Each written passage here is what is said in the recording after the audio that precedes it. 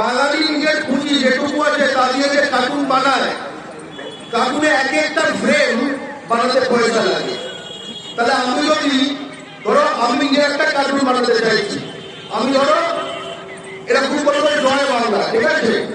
Cartoon এরকম দেখা যাবে, ভিডিও কার্টুনে জয় বাংলা এরকম হলো, কিন্তু এটা কিন্তু একটা ফ্রেম নয়, এই এই এই এই এই এই এই এই 7টা ফ্রেম হলো, প্রতিটি ফ্রেমের আলাদা পয়সা। যার টাকা কম তারটা কেরম হবে, এরকম দেখতে হবে কার্টুনটা, 3টে ফ্রেমের পয়সা চালাবে। আর যার অনেক টাকা সেখানে 10টা ফ্রেম দিয়ে একদম স্মুথ একখানা কার্টুন বানাতে পারবে, সব কিছু পুঁজির প্রশ্ন।